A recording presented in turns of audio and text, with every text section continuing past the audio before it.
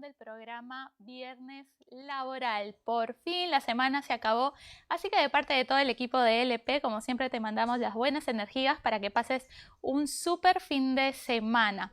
No olvides compartir, por favor, esta transmisión que es completamente en vivo, y en la caja de comentarios puedes escribir tu nombre y desde dónde nos estás viendo para poder enviarte los saludos correspondientes. Asimismo, puedes escribir tus opiniones y consultas referidos al tema que vamos a tocar el día de hoy. Y es que hoy día tenemos un viernes laboral, completamente una edición especial. Me encuentro, de manera virtual con el doctor Gino Yangali Iparraguirre, quien es presidente de la 8ª Sala Laboral de Lima. Doctor, muy buenas tardes, bienvenido. Muchas gracias, muchas gracias. Solamente tengo que agradecerles a ustedes por darme el honor y la oportunidad de dirigirme nuevamente a sus seguidores y alumnos, estudiosos y amantes del derecho laboral y seguridad social. Pues el día de hoy nos han pedido tratar un tema que últimamente hemos tocado en un pleno jurisdiccional, el segundo pleno distrital laboral de la Corte Superior de Justicia de Lima, en materia laboral y seguridad social. Así que estoy a sus órdenes. Gracias. Así es, doctor. Muchísimas gracias, como siempre, por su disposición y su tiempo. En este caso, le voy a ceder el uso de la palabra por 35 minutos para que usted se pueda explayar dentro de todo con sus puntos de vista, sus opiniones, y posteriormente vamos a retomar junto conmigo para poder trasladarle todas las opiniones del público, porque obviamente hay opiniones divididas. Yo en algún momento he conversado y he visto también en los comentarios dentro de nuestros seguidores, hay quienes están de acuerdo con algunos puntos, otros no están muy de acuerdo. Queremos, por favor, saber su opinión, así que les cedo el uso de la palabra y muchísimas gracias por estar con nosotros. Muchas gracias, muy amable. Bueno, así es el derecho, así es el mundo del derecho. Y si somos demócratas, tenemos que soportar algunos puntos de vista que no estamos de acuerdo. Yo mismo no estoy de acuerdo con algunas votaciones en este pleno, pese a haber sido el presidente de la comisión de actos preparatorios de este pleno, ¿no? Pero tengo que acatar porque definitivamente así es la democracia. Y en la justicia también se utiliza estos puntos. ¿Por qué? Vamos a explicar cada uno de estos puntos, por qué debemos de asumir esto así no nos guste. Por ejemplo, yo no estoy muy de acuerdo, se los confieso, con el presidente Watuco Watuco. Otros aplauden, pero como es un precedente vinculante, definitivamente tenemos que hacer caso, porque si no, ¿qué pasaría? Pasaría que acá pues va a ser un despropósito de que todos haríamos lo que se nos ocurre, ¿no? Y en consecuencia no habría predictibilidad, una de las garantías que debe tener el Poder Judicial al momento de administrar justicia. En consecuencia, yo sé, esto apasiona, ¿no? Como dicen ustedes, pasión por el derecho, ¿no? Apasiona, definitivamente, ¿no? Pero siempre estos debates deben de ser alturados, ¿no? Y con fundamentos. Y saber soportar el pensamiento contrario, porque si no somos un grupo de que no aceptamos las ideas, ¿no? Y ya no hay el respeto, ¿no? Entonces, en esos méritos vamos a hacer esta situación. En este pleno se trataron 5 temas. No creo que me alcance tratar estos 5 temas, ¿no? En tiempo, porque por el espacio de 35 minutos o 45 minutos creo que he escuchado, me van a quedar demasiado cortos, ¿no? Para tratar ni siquiera uno.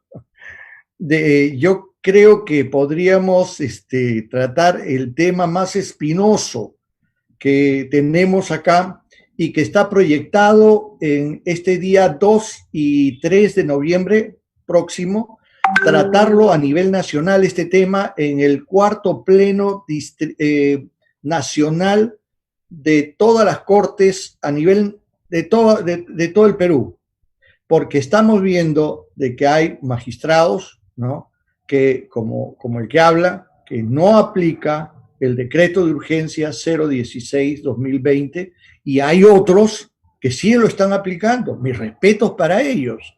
Yo tampoco no puedo fustigar ni criticar arduamente ni nada por el estilo, se respetan las posiciones, ¿no? Para yo pedir también que me respeten mi posición, ¿no? El respeto nace del respeto, ¿correcto? Bien, en estos 5 puntos es uno de ellos el decreto de urgencia 016-2020. También hay la validez constitucional del daño punitivo, que pese a que en el quinto pleno la Corte Suprema ha establecido de que efectivamente se tiene que dar, inclusive de oficio, ¿no?, en caso de despidos incausados o fraudulentos, ¿no? Tercer tema, las deducciones realizadas por el empleador dentro de la etapa de ejecución de sentencia, a pesar de no contar con la calificación dentro del proceso.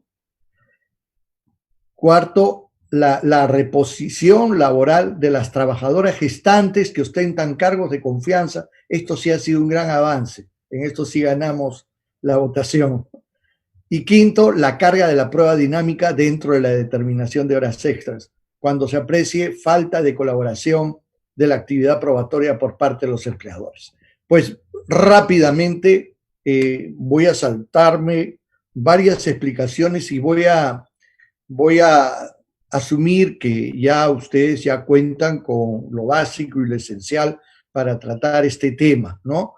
En consecuencia, si tienen alguna pregunta, encantadísimo, ¿no? Como ha dicho nuestra amiga conductora, que lo podemos hacer al final para tratar de tener un orden, ¿correcto? Muy bien. Estamos hablando de que hay en el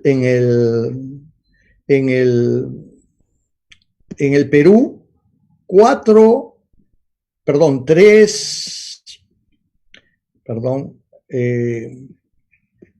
tres productos jurisprudenciales desde el punto de vista, ¿no?, desde el punto de vista judicial, ¿correcto? 3 productos jurisprudenciales. En consecuencia, estamos tratando de ver esta situación. 3 productos jurisprudenciales. Primero, la doctrina jurisprudencial. Segundo, el precedente jurisprudencial o plenos casatorios. Y tercero, los acuerdos plenarios. Son los 3 productos que el Poder Judicial, valga la redundancia, produce en favor de la sociedad, ¿correcto? Entonces, la doctrina jurisprudencial está basada en el artículo 22 de la Ley Orgánica del Poder Judicial. Los precedentes jurisprudenciales o plenos casatorios está basado en el artículo 40 de la nueva Ley Procesal del Trabajo. Y, en tercer lugar, los acuerdos plenarios están basados en el artículo 116 de la Ley Orgánica del Poder Judicial.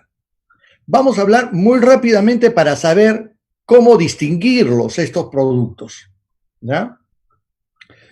Todos son, estos, conforme ya lo he dicho, todos son de origen judicial. Por lo tanto, no tocamos productos del Tribunal Constitucional, son otros, y de repente podríamos tocar en otro momento, ¿ya? ¿Pudo tener otro nombre? Sí, es cierto. Clases de precedentes de la Corte Suprema, esfuerzos de la predictibilidad, ¿no?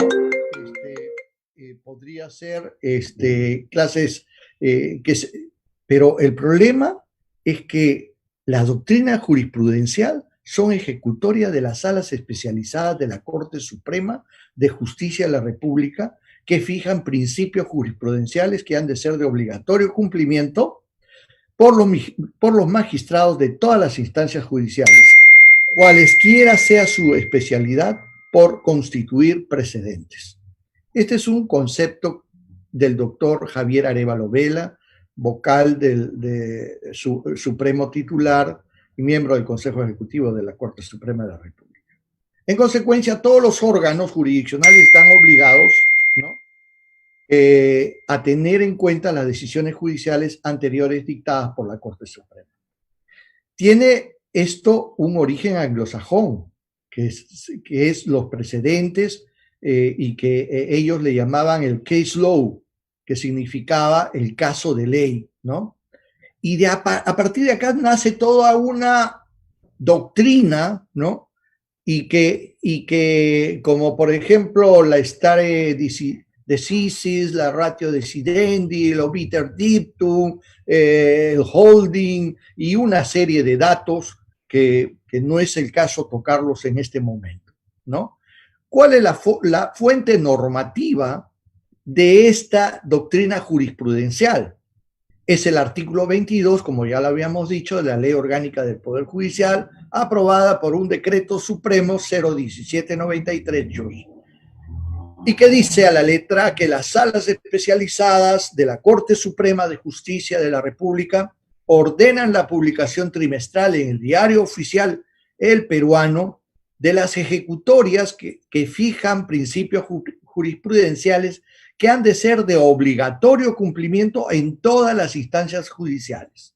Entonces, basta que una sala de la Corte Suprema de la República, en mérito a este artículo 22 del texto único ordenado, del tubo de la Ley Orgánica del Poder Judicial, se reúna y diga, esta es una sentencia vinculante, lo pongan en la parte resolutiva y digan, el considerando tal, eso es parte vinculante, ¿correcto? Eso es de obligatorio cumplimiento para todos, ¿correcto? ¿Ya? Entonces, eso es importante, ¿no? Para conceptuar esta situación, ¿correcto? Bien. Ahora, es posible que un magistrado pueda desprenderse, si es efecto vinculante, de todas maneras tengo yo que cumplir como magistrado, es mi obligación, porque es vinculante.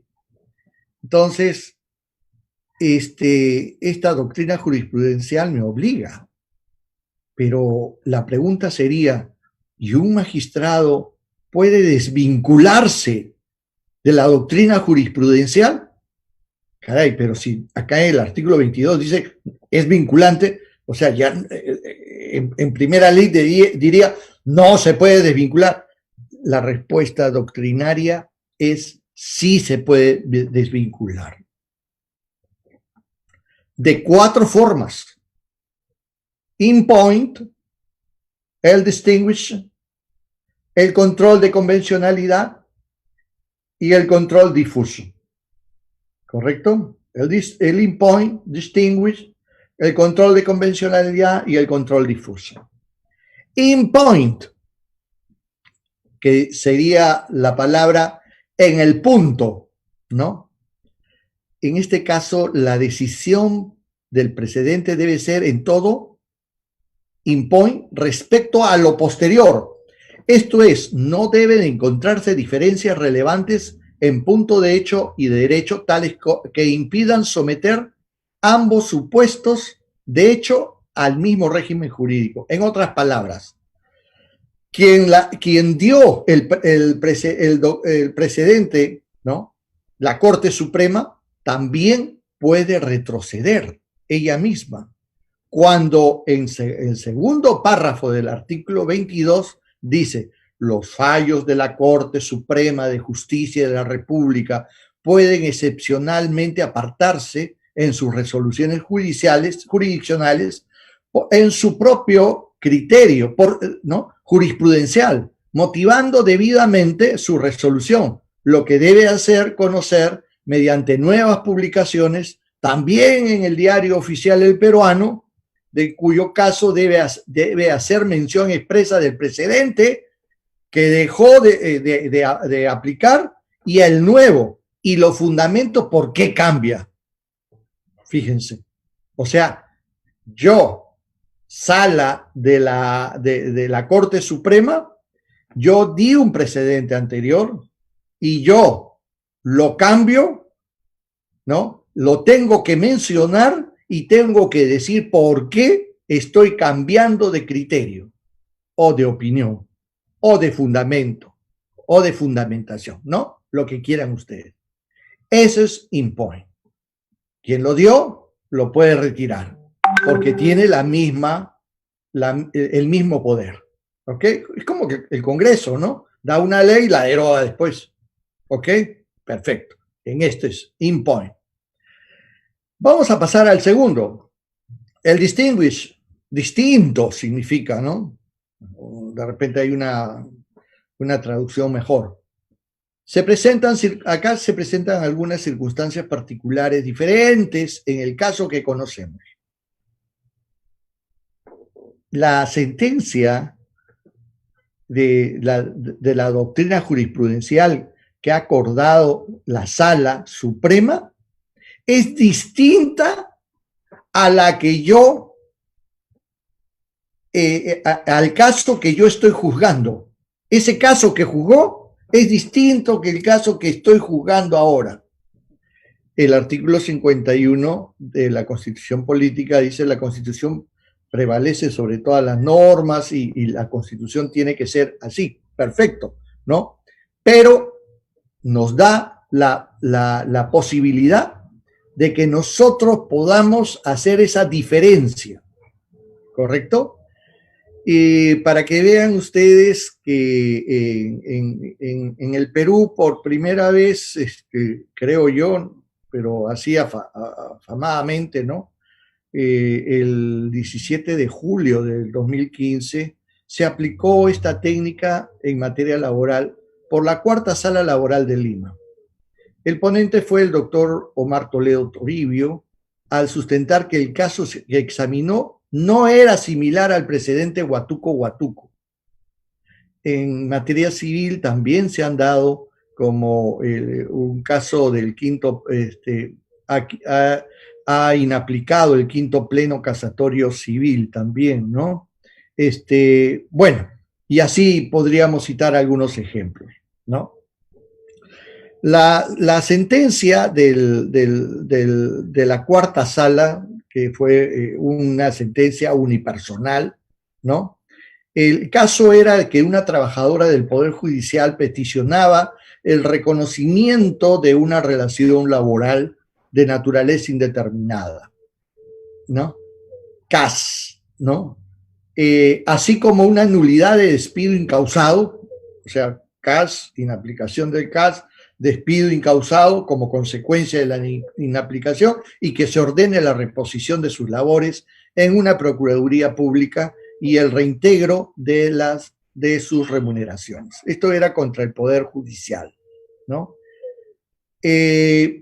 Fijó la posición este tribunal unipersonal conforme a los antecedentes y corresponde señalar, y dijo: señores, este no es igual el caso que el precedente Huatuco. Acá tenemos que analizar si hay entra por concurso, si es que el puesto está presupuestado, etcétera, todos los requisitos de Huatuco. En consecuencia, declaró la nulidad y se fue a primera instancia para que el juez se pronuncie, ya no por la inadmisión o inadmisibilidad, perdón, de la demanda de frente, sino que se pronuncie sobre y analice todos estos requisitos Huatuco. ¿Ok? Eso fue esta situación. Muy bien. En tercer lugar, tenemos el control de convencionalidad. bloque de convencionalidad. Y aquí el bloque de constitucionalidad significa que documentos internacionales que han sido aprobados por el Congreso de la República y ratificados por el presidente de la República han ingresado a nuestro sistema jurídico y nosotros tenemos que cumplirlos. El artículo 4 del título preliminar de la nueva Ley Procesal del Trabajo, cuando nos habla de la interpretación y aplicación de las normas en la resolución de los conflictos de la justicia laboral, establece que los jueces, ¿no? Laborales, ¿no? Bajo responsabilidad imparten justicia con arreglo a la Constitución política. Y también no se olviden del artículo 4, la cuarta disposición complementaria de la Constitución política del Estado, que se interpreta de acuerdo a los tratados internacionales y también de acuerdo a las sentencias de las cortes internacionales. Claro, que tienen que haber una previa aprobación de los tratados internacionales, ¿no? Con arreglo a ley, ¿correcto? Además, también, por si alguien todavía podría dudar de lo que yo estoy afirmando, ¿no? La 10ª disposición complementaria de la nueva Ley Procesal del Trabajo establece que, conforme a lo establecido en la 4ª disposición final de la Constitución, que lo acabo de mencionar, los derechos laborales individuales o colectivos se interpretan de conformidad con la Declaración Universal de Derechos Humanos. Prácticamente aquí está repitiendo lo que dice la Constitución. Y con los tratados y acuerdos internacionales sobre la materia ratificados por el Perú, sin perjuicio de consultar los pronunciamientos de los órganos de control de la Organización Internacional del Trabajo y los criterios o decisiones adoptadas por los tribunales internacionales constituidos según tratados que el Perú es parte. Mire, entonces, si un convenio fundamental, si un convenio de la OIT, les pregunto, se firma, se conviene y se ratifica e ingresa al sistema jurídico peruano, ¿es de cumplimiento obligatorio por parte del Estado del Perú? Por supuesto que sí, porque la propia 4ª disposición dice, ¿no?, entre otras palabras, que estos tratados internacionales que versen sobre derechos fundamentales tienen el mismo valor jerárquico que las normas que están integrando la Constitución política del Perú del año 93. Son iguales, idénticas en jerarquía. En consecuencia, si es así, es posible. Vamos a elucubrar mentalmente, nada más, que si acá la Constitución dice A y en un tratado internacional que verse sobre derechos internacionales, sobre derechos fundamentales, perdón, dice lo contrario, ¿cuál aplicamos? La que proteja mejor al ser humano. Vean ustedes esa conclusión atrevida de repente, ¿no? Entonces, vean esa situación. En consecuencia, si los convenios han sido aprobados y ratificados por el Estado peruano, los convenios de la OIT definitivamente son de cumplimiento obligatorio, ¿no? Y se presentan casos interesantísimos que hoy día estamos aplicando con funcionarios de la OIT, un caso muy interesante que una trabajadora estaba trabajando y le dicen va a haber capacitación para todos los trabajadores, y a la capacitación van la mayor parte hombres, y las mujeres no pueden haber porque no pueden conciliar sus actividades laborales con sus actividades familiares, y por tanto no tienen las posibilidades, puesto de que acá tenemos pues un problema, por ejemplo, del machismo, ¿no? de que quién tiene que atender, la mujer, ¿no? Que después de salir del trabajo tiene que lavar, planchar, porque si esas cosas los hace el hombre, podemos pensar, o por lo menos de variar, respecto a su varonalidad, ¿no? Entonces, hasta esos extremos llegamos. Y es más, se dice que hasta el 17% de los hombres no colaboran con las labores, perdón, el 17% son los hombres que colaboran con las actividades de la casa, cuando debería de ser 50-50, ¿no? Entonces, esa es la situación. Igual derecho, pues, ¿no? Igual derecho, ¿no? O en todo caso se ponen de acuerdo la pareja, ¿no? Perfecto. Pero vean, hasta esas cosas se tienen que ver. Entonces, hay el convenio 145 al respecto, por ejemplo, ¿no? Pero hay 8 convenios fundamentales, ¿no? Que ustedes los encuentran en la página de la página web de la Organización Internacional del Trabajo, que es la institución más importante que tiene el mundo, ¿no? Respecto a los derechos laborales y de seguridad social, ¿no? Y también, cuidado, que tienen órganos que son, que controlan el cumplimiento de todos estos tratados, recomendaciones, informes, expresiones de toda índole de estos, ¿no? Por ejemplo, el Comité de Libertad Sindical, la Comisión de Expertos en Convenios y Recomendaciones, que son 20 a través del mundo, de distintas partes del mundo, ¿no? Y anualmente emiten sus informes y muchas veces condenan a los estados, ¿no? De diferentes formas, ¿no?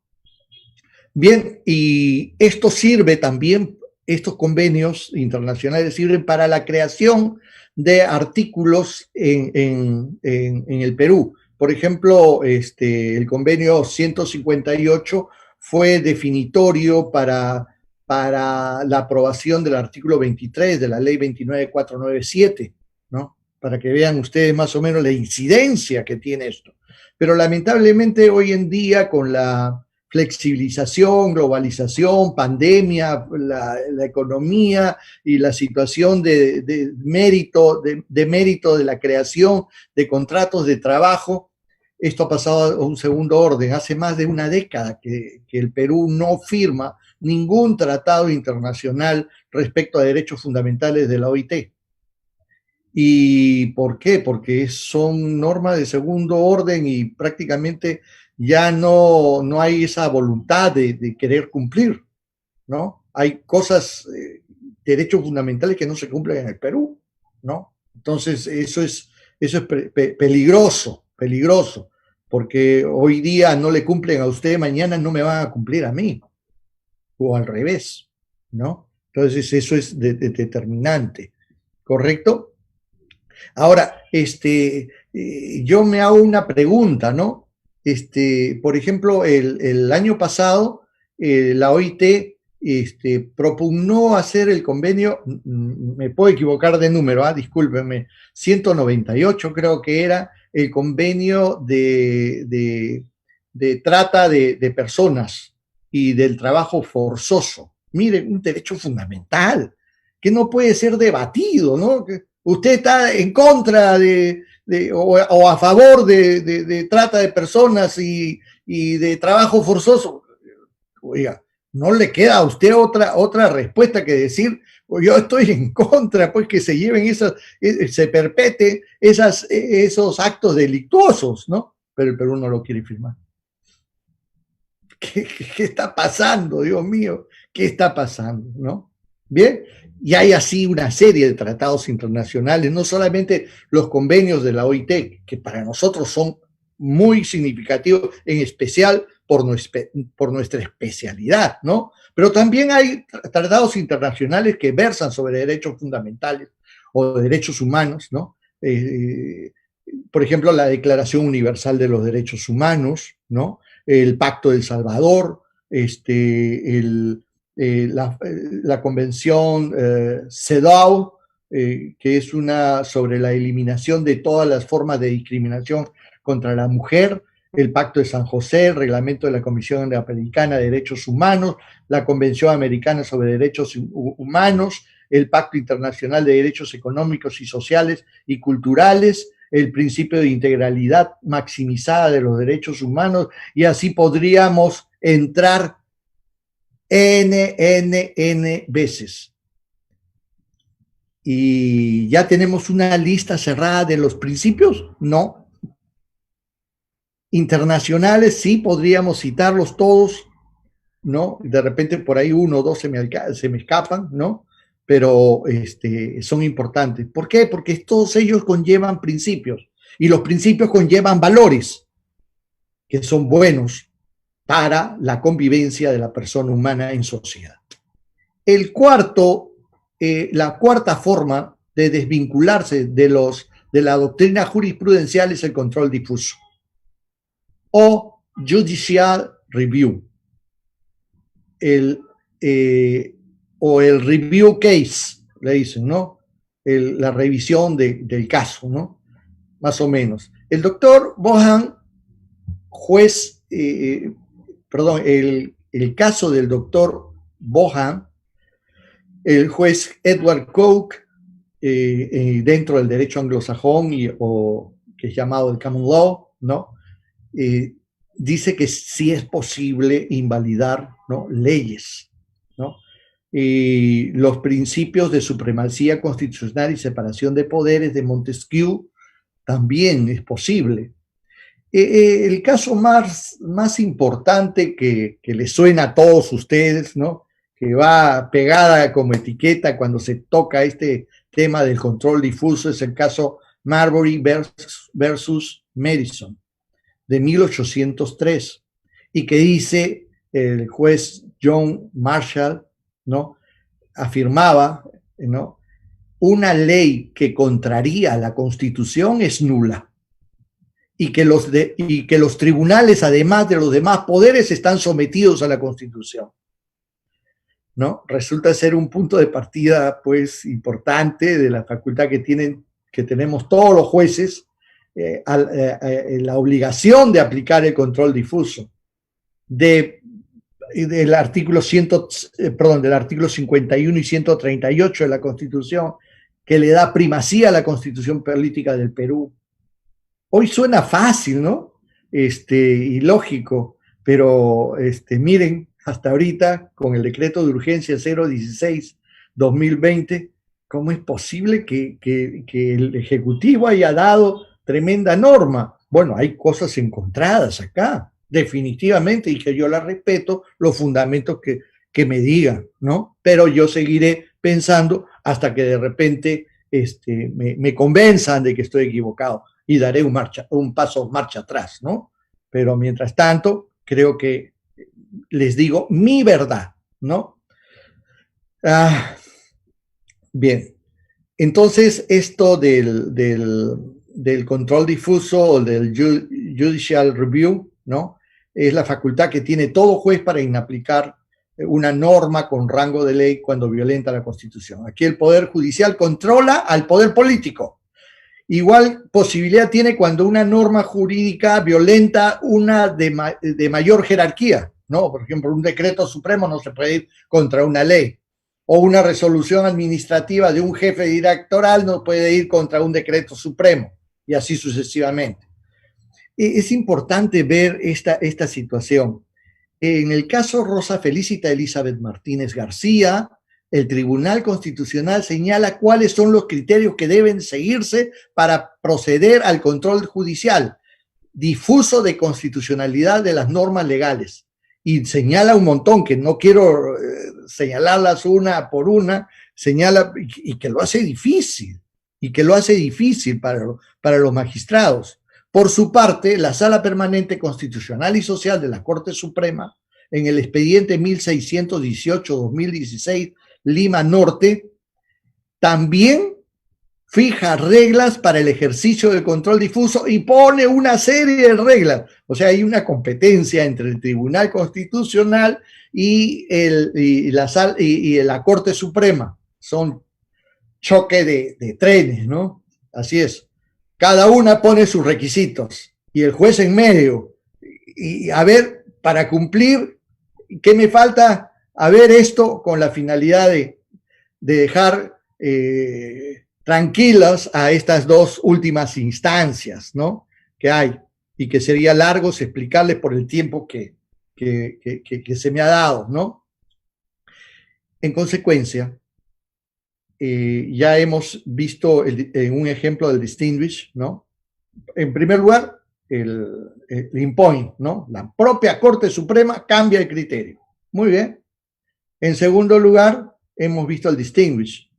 La cuarta sala laboral dice, este caso no es igual que la sentencia vinculante.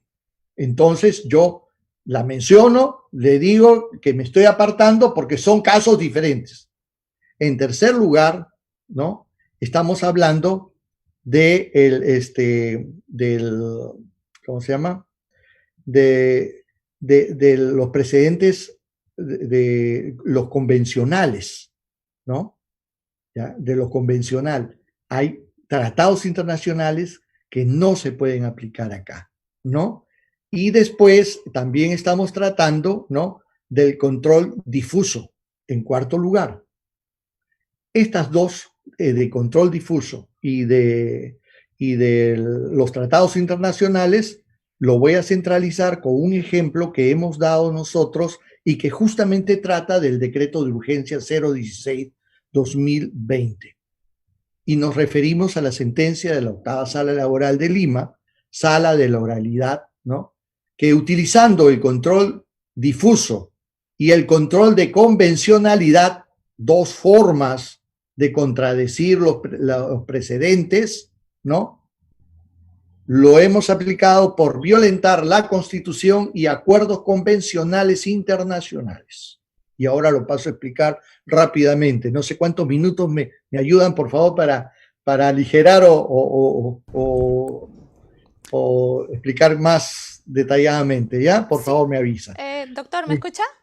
Sí, sí, sí. Sí, doctor, puede extenderse 10 minutos más porque está tan interesante el tema. Puede proceder, por favor. 10 minutos Ay, más. Caracho, muchas gracias. Me hace una gran alegría que piensen así.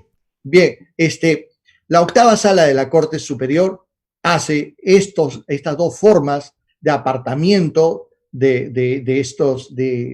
la doctrina jurisprudencial, ¿no es cierto? Una es la forma del control de convencionalidad, ¿no? Y otra es la forma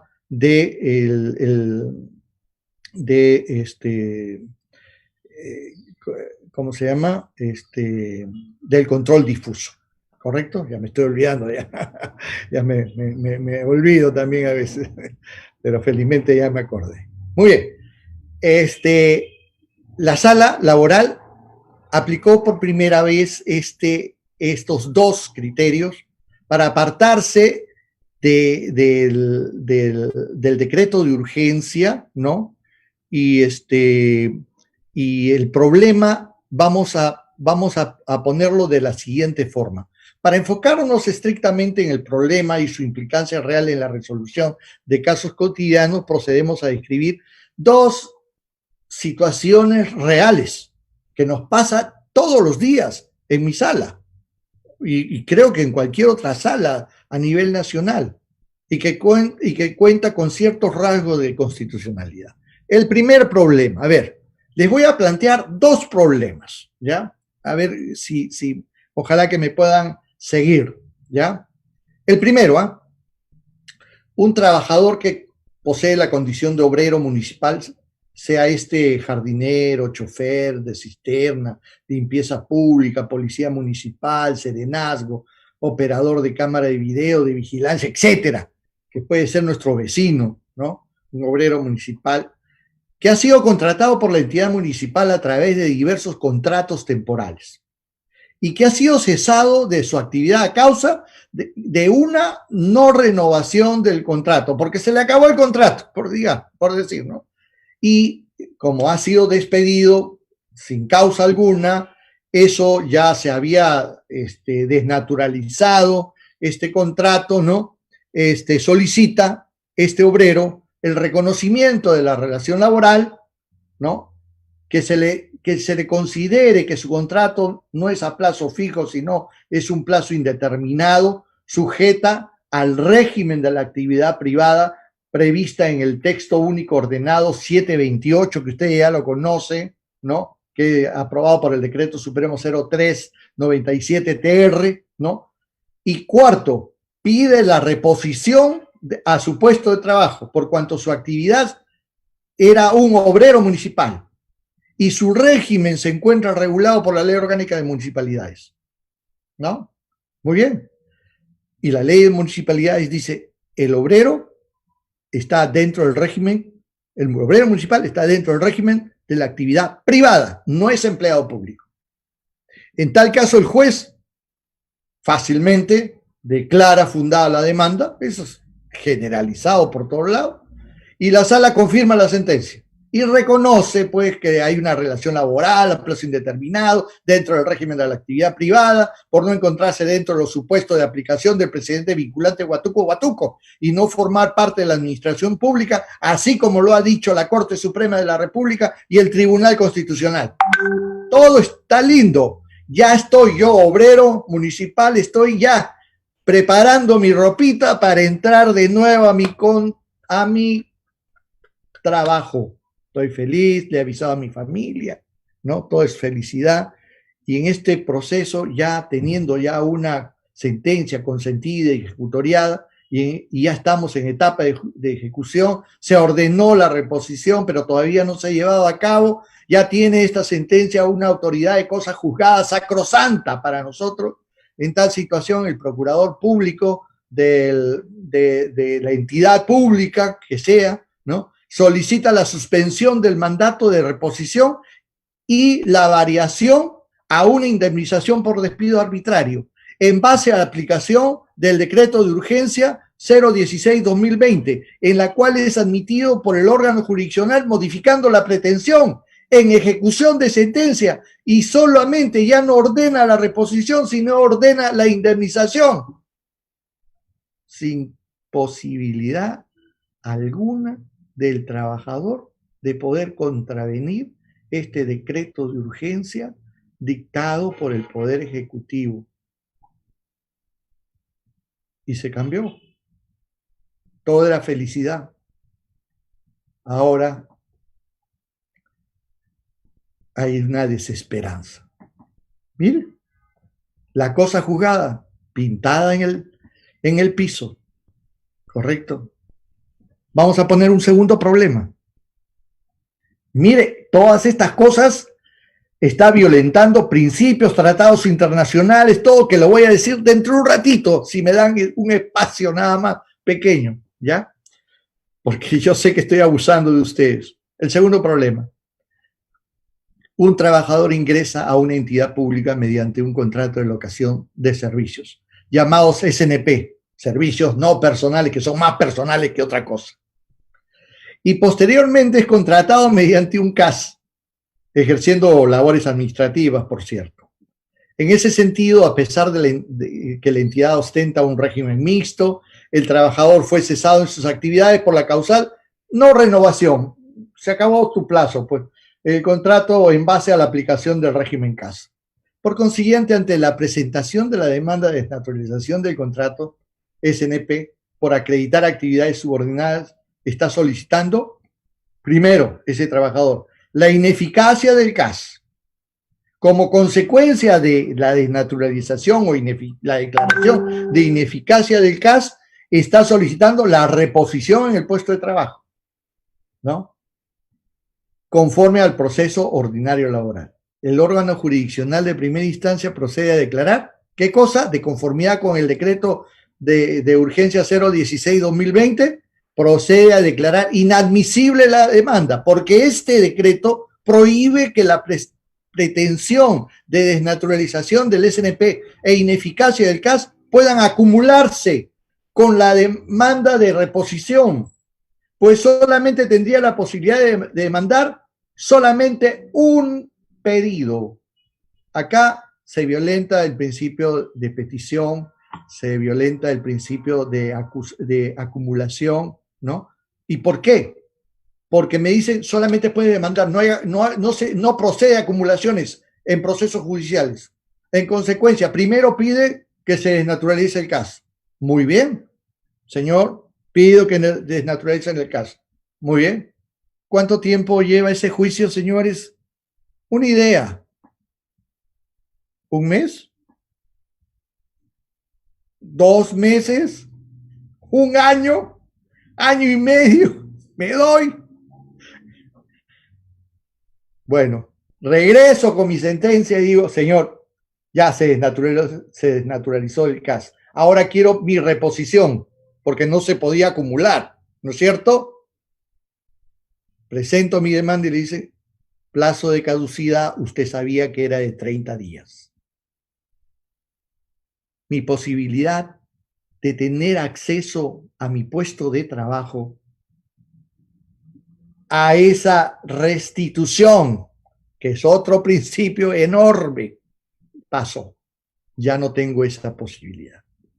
En consecuencia, les digo que acá se están violentando, y acá hay acuerdos de grandes escritores que puedo citar, como Agurin Preili, la propia sentencia Llanos Huasco, ¿no?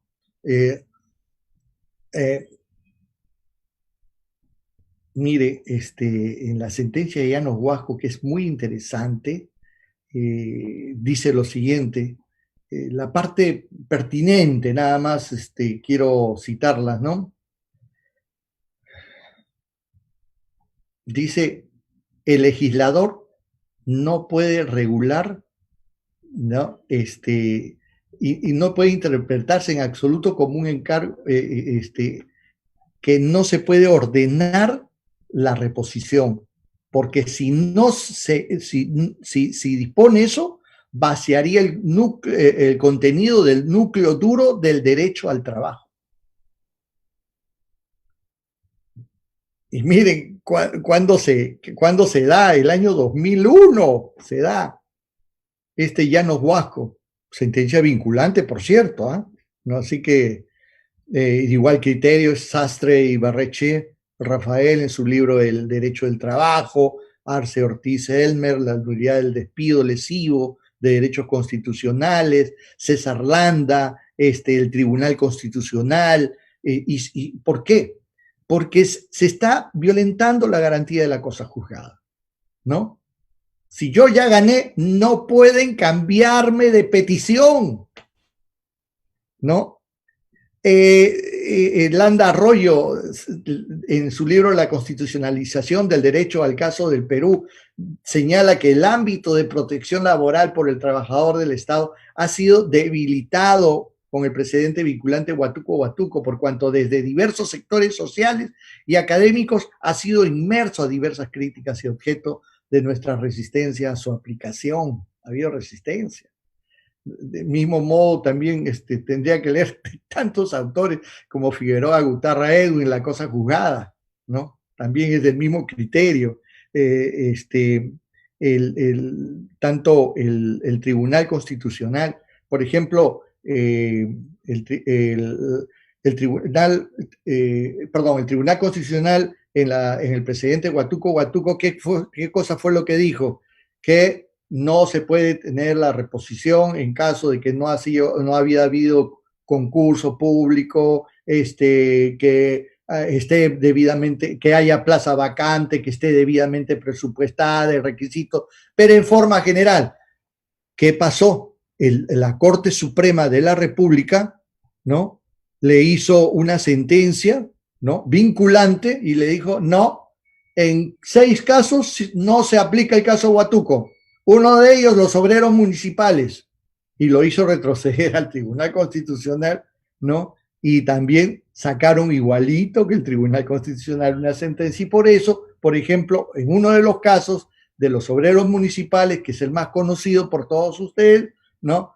Ya no se aplica el caso Huatuco, por orden, disposición, por doctrina jurisprudencial de la Corte Suprema de la República y por sentencia vinculante del Tribunal Constitucional, ¿no? Entonces vean ustedes todas estas violencias que se pueden hacer, y les podría, yo creo que me voy a despedir solamente diciendo que que esto está violentando una serie de principios internacionales que son interesantes señalarlas antes de poderme despedir y absolver algunas preguntas que ustedes quieran, ¿no? De los tratados internacionales, ¿no? Por ejemplo, violenta la Declaración Universal de Derechos Humanos, ¿no? ¿Por qué? Porque quien es dueño del derecho puede exigir la forma como me van a resarcir, ¿correcto? Y ese derecho no solamente está previsto en convenios internacionales, como por ejemplo el artículo 27 de la Constitución Política del Perú, pero por ejemplo la Declaración Universal de Derechos Humanos en su artículo 23, que habla respecto a la protección del desempleo, ¿no? Del Pacto de San Salvador, el derecho de readmisión, mire, reconocen el artículo 7, reconocen el derecho al trabajo y especialmente la estabilidad de los trabajadores en sus empleos, de acuerdo con las características de las industrias y profesiones y con las causas de justa separación. En caso de despido injustificado, el trabajador tendrá derecho a una indemnización o a la readmisión en el empleo o a cualquiera de otras prestaciones de la legislación nacional. Miren, el Pacto de San Salvador es clarísimo, rotundo. No es posible que no puedan readmitirse al empleo porque eso es una forma válida de derecho fundamental de resarcimiento y el derecho a la estabilidad del trabajador en su puesto de trabajo. También, por ejemplo, podemos señalar la Convención sobre la eliminación de todas las formas de discriminación contra la mujer, que se le conoce la Convención CEDAW, y que todas las damas deben de leerlo, y los caballeros también, por supuesto, ¿no? Que señala que todos tenemos derecho al trabajo y este derecho es un derecho inalienable al ser humano. Y si no me ponen la reposición de un contrato desnaturalizado, se está violentando esto. Por ejemplo, el Pacto de San José, cuando nos habla de la cosa juzgada, nos garantiza en el artículo 67, ¿no? Que es posible que varias peticiones, el derecho de petición, ¿no? Yo puedo pedirle cualquier cosa, cualquier autoridad, otra cosa que me lo den, otra cosa que tenga derecho a esa petición, ¿no? Pero definitivamente yo tengo el derecho de petición, yo le puedo pedir todo, otra cosa que me lo den o no, ese es otro cuento, ¿no? Pero la acumulación, sí, es un derecho fundamental. El reglamento de la Comisión Interamericana de Derechos Humanos, que habla, ¿no? Que dice, se podrán acumular y tramitar en un mismo expediente varias peticiones. ¿Dónde está la duda, Dios mío? ¿No? La Convención Americana sobre Derechos Humanos, que habla de la progresividad, el artículo 26, ¿no? ¿Qué cosa es progresividad? No sé si me están viendo, mi manito, ¿no? Los derechos son en forma progresiva, ¿no? Progresiva, no decresiva, ¿no? No sé si la palabra está bien, ¿no? Que es para mejorar. ¿Ustedes creen que este decreto de urgencia está progresando con respecto, y más en esta pandemia o en este pandemonio que nos están haciendo vivir, no solamente la clase política, sino la parte social, económica, jurídica y todas esas situaciones, ¿no? Cuando la protección debe de llegar más rápida y acertada. El Pacto Internacional de Derechos Económicos, que también habla del artículo 2.1 de la progresividad, nada más. El principio de integralidad maximizada de los derechos humanos, que nos habla la Convención Americana de Derechos Humanos, el artículo 29b, cuando se señala, fíjense lo que señala, ninguna de sus disposiciones puede ser interpretada en el sentido de limitar el goce y ejercicio de cualquier derecho o libertad que puede estar reconocido de acuerdo con las leyes de cualquiera de los estados partes o de acuerdo con otras convenciones, otra convención en que sea parte uno de dichos estados, ¿no? Esto es repetido también por el Pacto Internacional de Derechos Civiles y Políticos en sus artículos 52 y 29 de la Comisión Interamericana de Derechos Humanos, ¿no? En conclusión, les puedo decir que podemos apreciar que la prohibición de acumulación de pretensiones dentro de un mismo proceso, la variación de oficio de la pretensión de reposición a la indemnización por despido arbitrario, supuestos procesales, el condicionamiento de la medida restitutoria de la reposición al puesto de trabajo en un concurso público y sujeto a una plaza presupuestada de manera permanente, así como la admisión legislativa de la reposición, que es un supuesto material, afectan abiertamente a diversos derechos fundamentales reconocidos dentro de nuestra propia Constitución, por cuanto restringe legalmente una tutela restitutoria ya admitida por el Tribunal Constitucional desde la emisión del caso Llanos Huasco, como se los he mencionado, así como la calidad de la cosa juzgada de los fallos judiciales definitorios.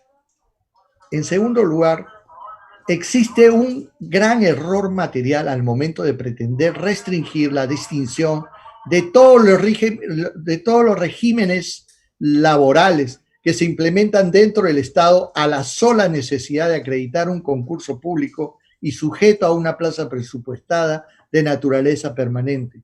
Pues el Tribunal Constitucional ya ha señalado que el acceso al referido concurso público solamente será requerido en aquellos casos en donde se advierta un ascenso meritocrático y no en labores ajenas a la misma. Dentro de estos supuestos, amigos, en donde no es apreciable un acceso sujeto a la meritocracia, tal como en los casos de obreros municipales o trabajadores de empresas del Estado, se admitirá constitucionalmente la reposición al puesto de trabajo y mantener sus efectos dentro de la ejecución de la sentencia, al ser propios del nivel de protección contra el despido arbitrario, así como la tutela jurisdiccional efectiva. En otras palabras, podemos afirmar concluyentemente y con toda seguridad que el decreto de urgencia 016-2020 no cumple la forma requerida respecto a su validez y conllevando a que la misma sea declarada inconstitucional en el presente grado o escala. Además, estos criterios que les he mencionado, ustedes han servido, ¿no? Han sido recogidos por diversos órganos jurisdiccionales de primera instancia. No todos los órganos jurisdiccionales están en esta misma línea, pero la mayor parte sí, y confío en que asuman estos criterios. En el segundo pleno jurisdiccional distrital laboral ya se ha asumido que se debe de inaplicar el decreto, en Lima se debe de inaplicar el decreto de urgencia 016, ¿no? Como conclusión. Asimismo, les tengo que decir lo siguiente. Conforme al voto singular sustentado por el magistrado Manuel Miranda Canales, sustentado en el expediente 2102-2019 PATC de fecha 14 de abril del 2020, se aprecia que los fundamentos señalados que en esta charla que estamos ofreciendo, ¿no?, han servido de base para la expedición de la referida sentencia y sea base para la implementación del distinguish en múltiples causas a nivel nacional. Asimismo, estos fundamentos esgrimidos han sido tomados en cuenta por el Congreso de la República para que formule el proyecto de ley 5565-2020, Congreso de la República de fecha 18 de junio de 2020, en donde se propone derogar los artículos 3 y 4, así como la única disposición complementaria y derogatoria del decreto de urgencia 016-2020. Es más, el miércoles pasado, perdón, no, el antepasado, disculpen, porque hoy estamos jueves, no el de ayer, sino el anterior, el miércoles anterior, el Congreso de la República ya lo ha aprobado en su comisión de Derecho del Trabajo, ¿correcto? Que proponiendo este proyecto y pronto esperamos que se debata en el Pleno del Congreso de la República y se derogue y se dé solución a este decreto de urgencia. Iba a decir otra cosa.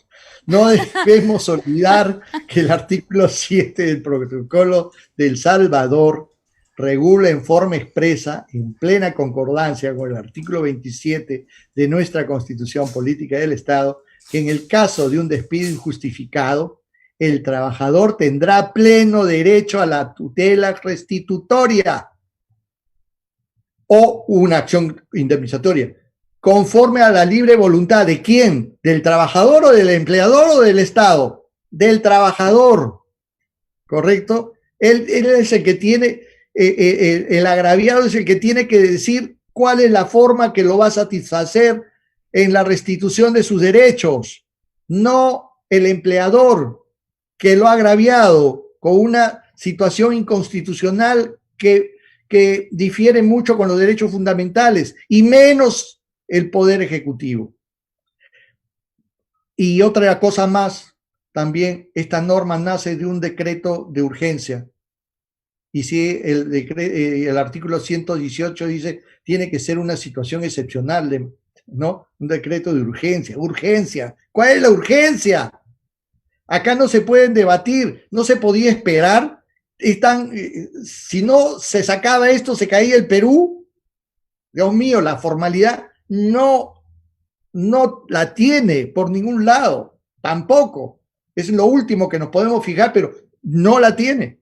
Por ello resulta contrario a la Convención Interamericana, contrario a la Constitución Política del Estado, ¿no? Y solamente da restricciones a los derechos fundamentales y creando una falsa necesidad de acceso a un sistema meritocrático, pero que se podría hacer definitivamente. Es bueno un sistema meritocrático, definitivamente. Yo apoyo esa situación, pero hay que darle la forma legal como hombres de derecho.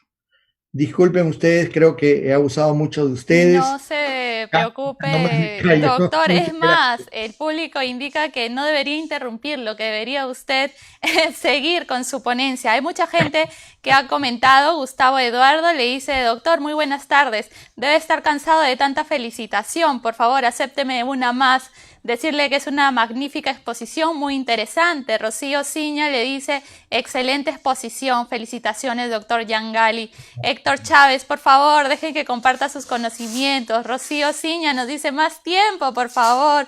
María Gómez le coloca un ponente con muchos conocimientos. Carlos Singa, excelente ponencia, que deja en claro la inconstitucionalidad del decreto de urgencia 016-2020. De verdad que sí, doctor, ha sido una magnífica ponencia. Hemos aprendido muchísimo sobre este tema. Han sido muy claras sus opiniones, su posición, pero en este caso por aquí tengo un par de preguntas y si me regala, por favor, 5 minutitos de su tiempo para poder trasladárselas y pueda absolverlas. Gracias. Ok, doctor, primero tengo la pregunta de, bueno, creo que esto es más una opinión de Félix Ricky Canchari, que nos dice, con el decreto de urgencia 016-2020 se elimina la seguridad jurídica en las decisiones judiciales. El Estado siempre ha desnaturalizado los contratos de trabajo, imponiendo hasta ahora contratos de locación de servicios para no pagar beneficios y atentando con el derecho a pensión. La meritocracia se mide con resultados y evaluación del desempeño laboral. Los funcionarios y directivos de confianza de los 3 niveles del gobierno terminan muchas veces siendo procesados y sentenciados. ¿Qué opina usted, doctor? Bueno, Félix, muchísimas gracias por tu pregunta. Muy interesante. Definitivamente yo concuerdo con cada una de esas afirmaciones que ha hecho Félix, porque prácticamente es su sentir. Yo también lo siento igual. Creo que esto debe de acabar con la expulsión del sistema jurídico a través de una derogatoria, que va a ser una dificultad enorme, porque imagínense que la próxima semana, porque no tengo ninguna vinculación con el Congreso, por si acaso. Estoy nada más proyectándome mentalmente, ¿no? Que la próxima semana se derogue por el Poder Legislativo, que eso creo que va a ser así, por su propio peso jurídico, ¿no? Pero de ahí va a tener que ir al Congreso, perdón, al presidente para que lo firme, y el presidente seguramente va a observar, porque él fue el que dio esta situación. Va a volver otra vuelta al Congreso y va a tardar esta situación. Y esto ha sido propuesto para, ya no solamente en el pleno del segundo pleno distrital, que ya lo hemos aprobado en Lima, porque y vemos con mucha preocupación que algunos órganos jurisdiccionales a lo largo de la República vienen aplicando el 016. Yo quiero llamar la atención de que y decirles de que primero está la Constitución, en el mismo rango los tratados internacionales, y si los tratados internacionales dicen contrario a la Constitución, se prefiere cuál de ellos beneficia más al ser humano, y ninguna norma de inferior jerarquía interna puede contradecir a un tratado internacional que verse sobre derechos fundamentales. Ahí se está cometiendo un crimen jurídico, ¿no? Definitivamente, a mi entender, humilde, ¿correcto? Ok, Sí, doctor. sí.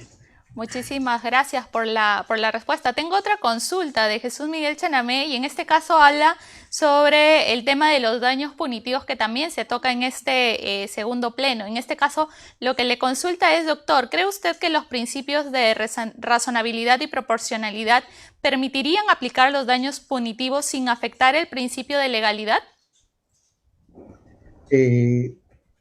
Mire, todo esto es un debate. Esto fue creación en el Perú, fue creación del quinto pleno jurisdiccional supremo, pero los plenos no tienen vinculatoriedad, o sea, no son obligatorios, ¿correcto? En consecuencia, los jueces de la República en forma mayoritaria no están aplicando este pleno de la Corte Suprema. Pero nosotros tenemos que entender que si somos demócratas, ¿no? Tenemos que entender lo siguiente. ¿Cuál es la... Esto lo de los daños punitivos es de creación del common law, ¿no? No es creación de acá. Eso ha sido recogido de ahí, ¿no? ¿Cuál es la función de la Corte Suprema? La Corte Suprema no es la de concentrar todos, unificar todos los criterios, las sentencias dispares, decirle, oye, tú te estás escapando de acá, ven acá, vamos a hacer la justicia más predictible, ¿no es cierto? De eso se trata. Pero a veces a mí no me gustan algunas decisiones, como ya las he expresado. Acá no le he dicho, a mí no, en lo particular no me gusta el Huatuco, pero es vinculante. Pongo en contra de Huatuco, mañana estoy al frente de mi oficina con mi cartel, ¿no? Entonces se vea la situación como es. Hay un orden, y ese orden, como demócratas y como hombres de leyes, tenemos que soportar. No nos gusta, pero tenemos que hacer, ¿no? Definitivamente dicen, no hay norma en esta situación, pero debemos de cumplirla. Pero no se está cumpliendo. Y es más, ¿qué es lo que va a pasar? Mientras que se pida en primera y segunda instancia el daño punitivo y el juez de primera y segunda instancia no esté dando, se interponga casación y se va a la Corte Suprema anula el fallo, se regresa a primera instancia o a segunda instancia en el mejor de los casos para que se diga que sí procede la situación del daño punitivo. Entonces, ¿quién pierde acá? ¿El juez? Pierde la población, los justiciables. Entonces no hagamos más difícil, no pongamos más dificultad. Y si la Corte Suprema, el Poder Judicial es un órgano jerárquico, ¿no? Vertical y horizontalmente, ¿no? A mí no, yo hago una sentencia y regresa en contra, yo voy a decir, no, señor, no es así, que no sé, tengo además estos fundamentos, y es muy tarde ya, no puedo, ya quedó la cosa juzgada, y me guste o no me guste, lo mando a ejecutar. Definitivamente así es la administración de justicia, ¿no? Entonces hay que saber soportar también estas cosas. Gracias. Correcto, doctor. Una última consulta antes de cerrar esta excelente exposición.